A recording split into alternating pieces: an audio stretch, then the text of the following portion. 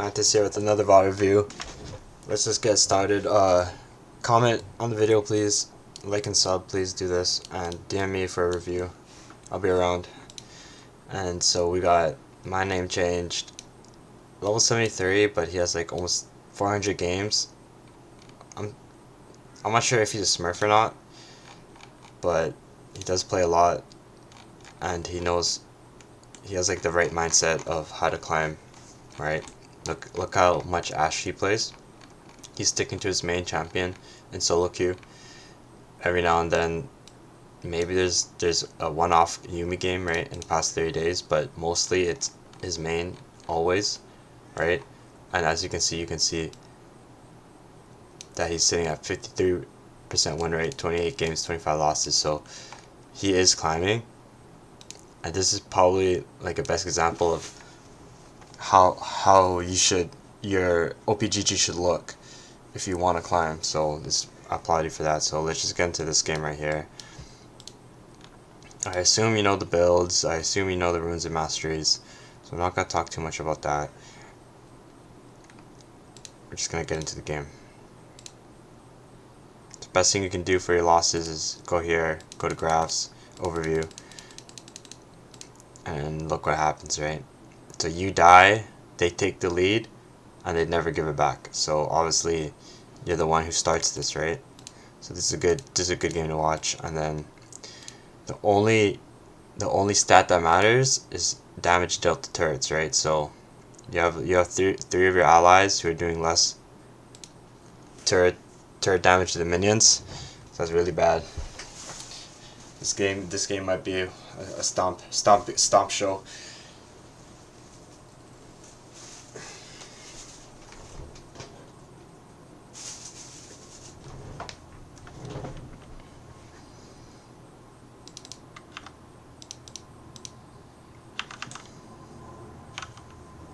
Okay, you're covering, perfect. Invading, I don't mind it. I don't mind it at all.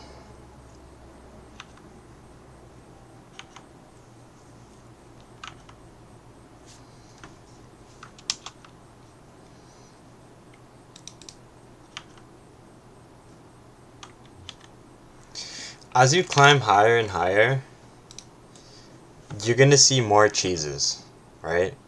And the less aware you are of the cheese that the enemy can do, the higher chance you'll have of falling for it, right? So there's, like, for example, Blitzcrank, right? One time Blitzcrank wards here, he stands here, and then while you're doing red buff and you're leashing and you're walking back, he hooks over the wall easily, right? And you'll never know this unless you know it, right? So in this spot right here, you know that they're not on red, right? They're not leashing it. There can only be cheesing, right? So your mindset should be go the long way and then clear this with probably a spell, a W, or you can even ward, it doesn't matter. But yeah, it should be a more safer approach to the lane, right? You can't just drone and walk, right?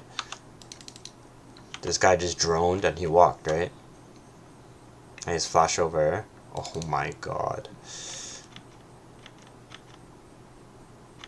So I would just be fucking slamming this Samara in the face with my auto attacks. Nice. And then follow up with another auto attack right here, right? She's slowed, and you have the high range champion, right? You have base range of like too much. Where's range? Does it show? You have 600 range and she's sitting at 500 range, right? So you have 100 more range than her and you're not throwing autos, right? This is the perfect time in the game where you're supposed to throw autos, right? So you're supposed to get level 2 before them.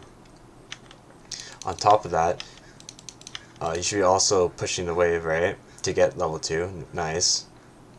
Now that you're approaching level 2, you should be pinging on my way, targeting, and think about dealing some damage to Samara, right? Chiseling her down so when they do get level 2 and they try to all-in you, you can easily survive because they don't have enough HP to supplement the fighting that they want to do, right? So this is the type of advantage you want to gain in the early game as Ashe against this matchup, right? You can't be hitting level 2 the exact same time as them, walking up, getting caught, and then dying, right?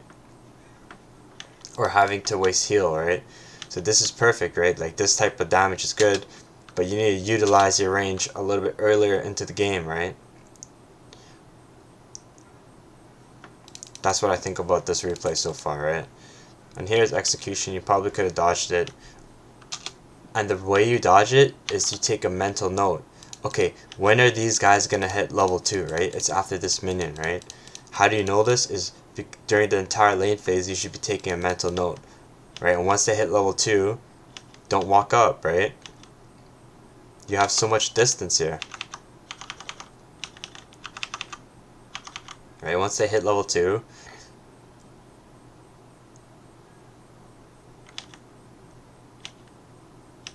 I see you're trying to auto attack Samara there, but you want to auto attack her when you're a little bit more safe position, right? So it's a little bit of overplay, and it costs a summoner spell, but you did kind of out trade. But again, you just get caught by the E again, so you need to be a little bit more patient with your harassment.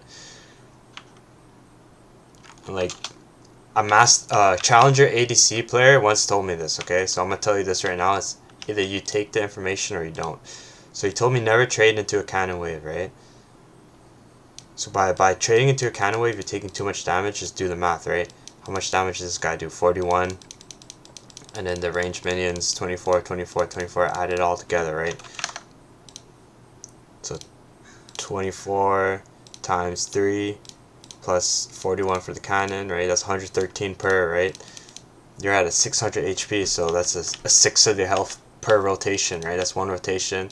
That's 2 rotations. That's 226 damage dealt to you, right? So your position is just god awful, right?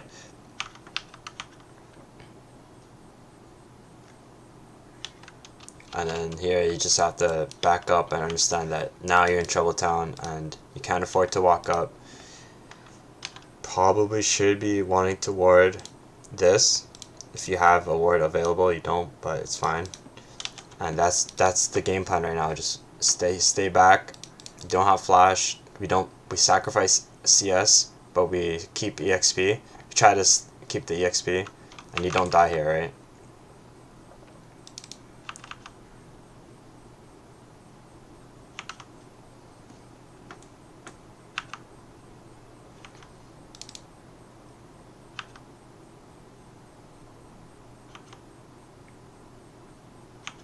Here you're freezing, which is nice.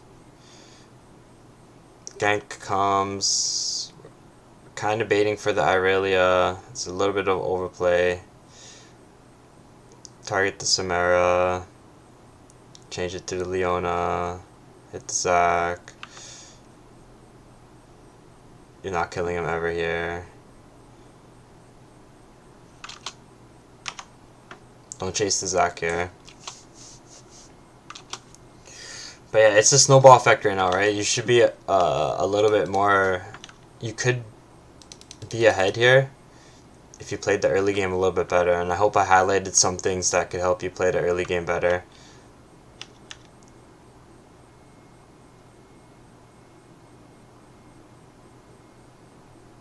Execution, attack the minion there.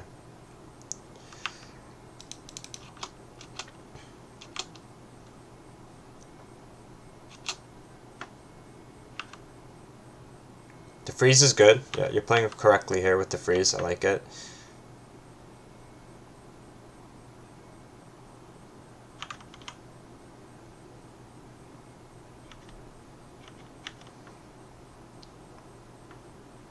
Okay, because Irelia coming, it's a good fight here. But if Irelia's not coming, I'd honestly just keep the freeze. And I don't even like this. Is this even a good gank? I mean, yeah, it's a good try, I guess. But yeah, it needs to be back, right? This is not a good...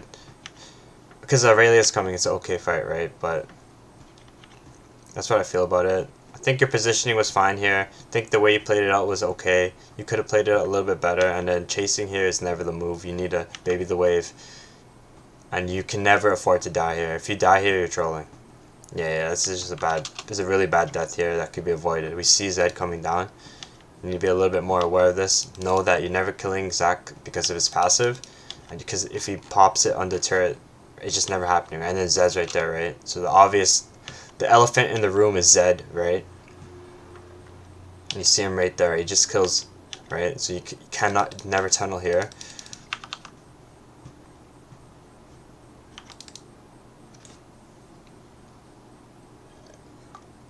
This is a tough game to win.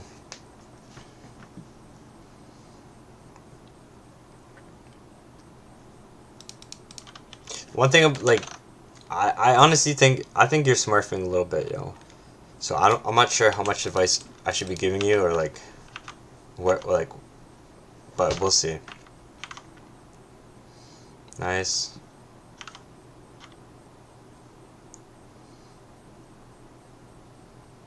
Okay, you need to feel more comfortable with pushing this wave in. Okay, Melio's gone. Correct move. Now Melio's back. You need to get this wave out of here, right? You need to crash this wave somehow, right? So auto. Yeah, you're autoing, but I feel like you don't have... How do you say, you're not taking it. You're not taking this seriously. Pushing this wave in. You're not taking that seriously, because when you stand here for so long, you get ganked, right?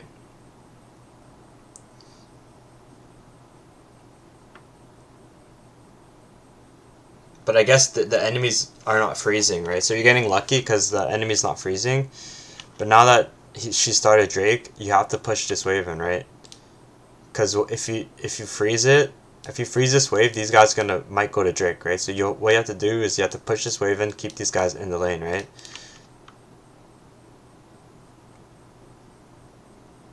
Right. So when you freeze it, these guys have the opportunity to go stop this, right?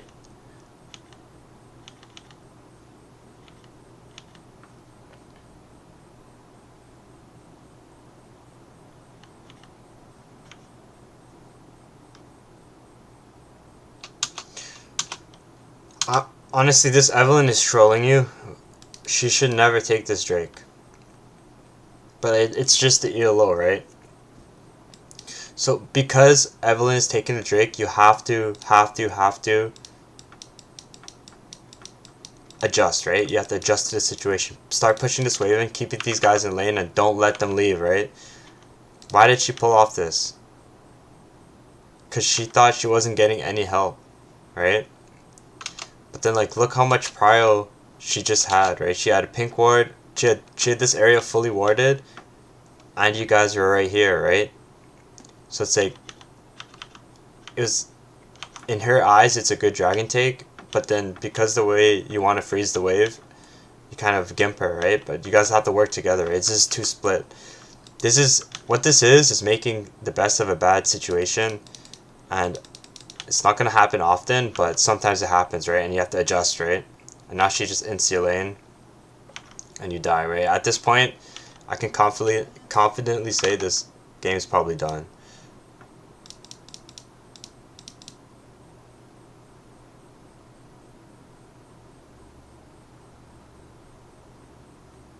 Like, there's not much you can do, to be honest. And you missed a big wave here too, right? I think with that, I think I gave you a little bit of insight of what you can do better in the early game to perhaps be ahead in this game. Might end the replay here, but we'll see.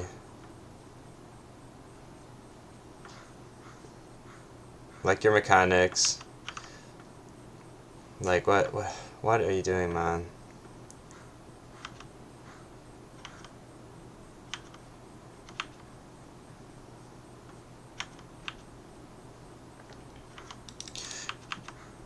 I feel like your jungler got rewarded for a bad play, and then she just immediately does another bad play and doesn't get rewarded for it.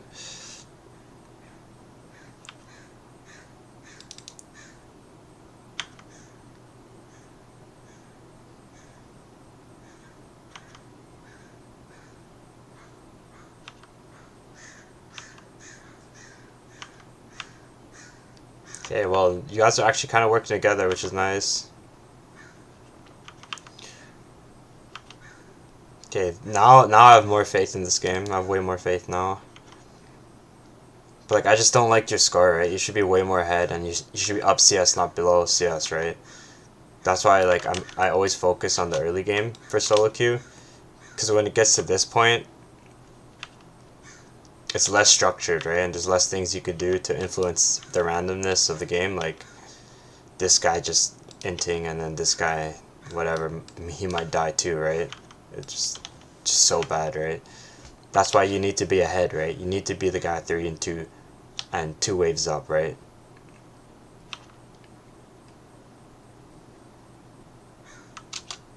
Okay, here it's just experience and target focusing in like stressful situations, because if you have the announcer on that says an ally has been slain and then double kill, right?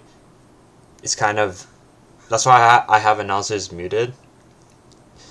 You need to focus Samara, right? Every single auto attack here needs to be on Samara, right?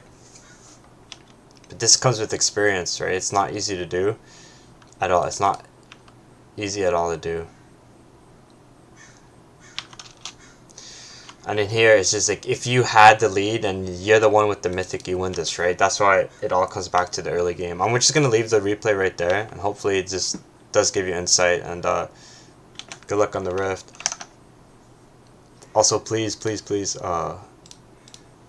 comment on and like and sub, please. Good luck on the Rift.